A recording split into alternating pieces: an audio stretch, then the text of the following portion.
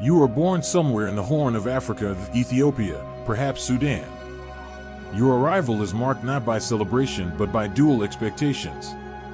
Your mother names you after a prayer whispered into the sky at dawn, hoping for a life of prosperity and trade, a future of weighty coins and spices carried in caravans.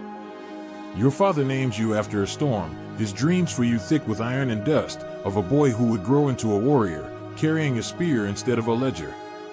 In their small hut, the two visions compete silently over your sleeping body. You are a child caught between two prophecies. But neither parent foresees what will actually happen. You are 10 when the raiders come. There is no warning, no horn. You wake to the smell of burning grass. Flames lick at the edges of the thatch roofs. You hear screaming, your uncle's voice, high and strange as he swings a farming hoe against men with blades. You see him fall, a crimson arc in the dark.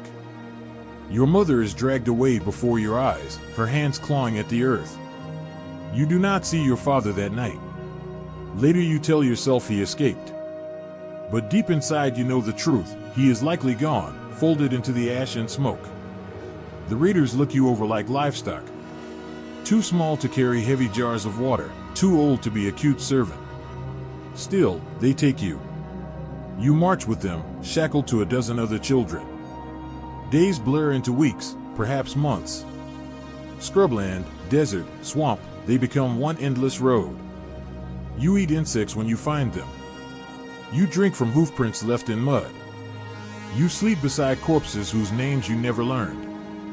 The wheat drop away and the vultures follow like shadows. After a while you stop asking who is who. No one survives long enough for names to matter. Eventually, you reach Cairo. The skyline rises like a mirage, and for a moment you think the suffering must be over. It is not. The raiders sell you to a man whose face never softens. You expect a palace, maybe a market, but he takes you instead to a village in Upper Egypt, a place that smells of goats, sweat, and dried blood. At night you hear screams from other boys. New words enter your world: shaving, bamboo tube, sand burial. They're just words at first, floating above your head like dark birds. Then one day it is your turn. They chain you to a wooden board. There is no anesthetic, no mercy. A priest moves with a blade. He doesn't stop at the skin or the sack. He takes everything. They push a thin reed up your urethra so it will not close. Then they bury you in the hot sand up to your neck so you cannot move. The sun bakes you like meat in an oven. You pray to die. Most boys do. Those who live are rewarded only with infection, fever, and a smell of urine that never leaves. Before your body had a chance to grow, it is already broken. You will never father a child. You will never feel desire. You will never be whole again. They call you clean now. They perfume your wounds and speak of purity. But nothing about what has been done to you is clean, neither your hands nor your soul nor the empire waiting ahead. You are taken to Topkapı Palace where the Sultan lives. 15 boys begin the journey from Cairo. Only 7 survive. Congratulations. You are among them. Ragged, trembling, half-healed, you and the others have been chosen for the same fate.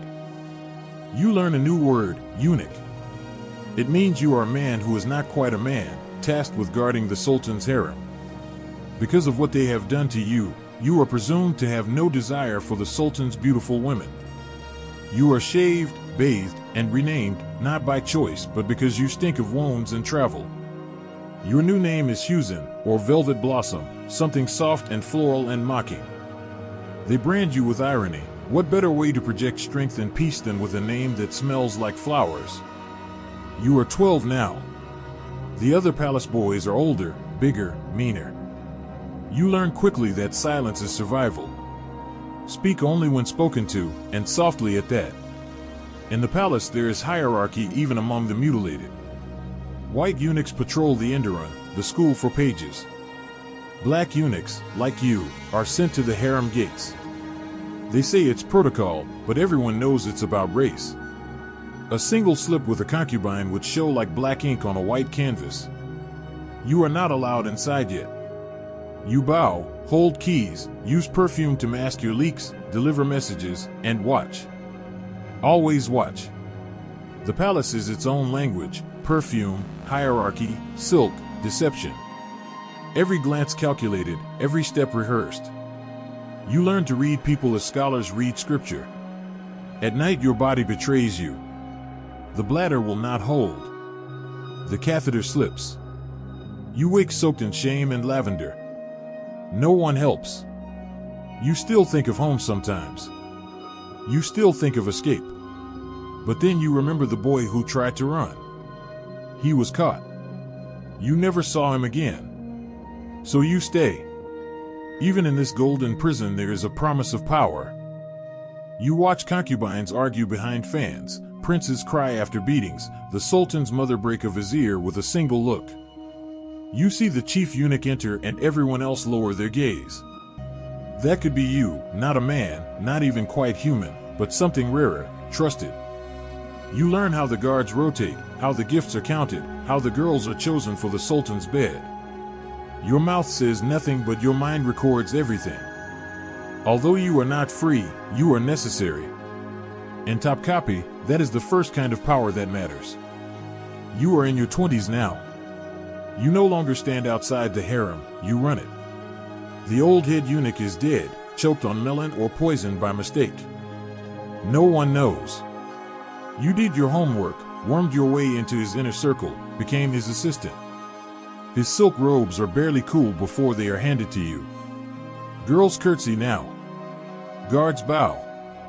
Viziers send you notes half plea, half bribe. The sultan's mother begins every sentence with your name. You do not speak unless necessary, but when you do, it lands like scripture. Yet your body rebels. You leak during ceremonies. You sneeze and soak the divan cushion. Darker silks hide the stains. They call it the eunuch stench, a perfume of piss, rose water, and authority. You try cloves, incense, everything. The stink follows you. And now it means something: don't cross him. You manage the movements of 300 concubines and 200 eunuchs. You schedule prince circumcisions, oversee bridal parades, organize tulip festivals, and quietly order drownings. You sew the body bag shut yourself, whisper a prayer, then log their names in the velvet ledger. Sometimes the sultan asks for advice on food, on war, on which girl seems ripe. You always answer because you are the only one who knows which concubines are ovulating, which pages are stealing, which viziers cry alone in the baths. You were once property, flesh without future. Now you are indispensable, not loved, not honored, but obeyed. And in Topkapı Palace, that is better. You are in your 30s. The palace is your labyrinth. Every corridor whispers your name. Every silk door parts at your approach. You command the harem, but your true dominion is unspoken: favors, secrets, leverage. You are rich, absurdly so. Spice routes, textile workshops, coffee stalls. Couriers hand you satchels of gold like prayer offerings. Yet none of it is truly yours. At any moment the sultan can seize everything, even your breath. You drift in shallow pools of sleep, always alert for footsteps. The sultan's mother smiles too widely now. She knows you have become essential, powerful, but dangerous. For her, that is unacceptable. You become careful. You never drink unless your taster survives the first bite. And then there is the girl, not the most beautiful concubine, but clever, quick with riddles. Once she made you laugh. She shouldn't have. Now you watch her too long. You assign her lighter duties, better silk. Her smile lingers longer than it should. Someone notices. Someone always notices. She is reassigned. You do not argue. She bows before leaving. She never returns. You continue your routine. Rose water over your hands, inspecting gifts, sealing scrolls with the sultan's stamp. You are not a man, not a monster, just a blade that moves before the screen, the leash that glitters like jewelry. You are in your 40s. Your name is no longer your name. They call you Velvet Jasmine in whispers, the hand behind the veil, the shadow father. None of it feels real. You walk the halls like an omen. Doors open before you knock. Couriers rise before you speak. Ministers sweat when you whisper. Even the Sultan hesitates. But power this perfect comes at a cost. You no longer remember how to speak without calculation. Every phrase is a test. Every compliment a transaction. You are surrounded by beauty, singers, dancers, poets, and yet you touch none of it. You are the only ghost who casts a shadow. At night the concubines giggle behind their fans, but when they pass your chambers they bow. Some fear you, others pity you. None truly see you. You sleep on lavender-scented sheets beside no one. You eat alone.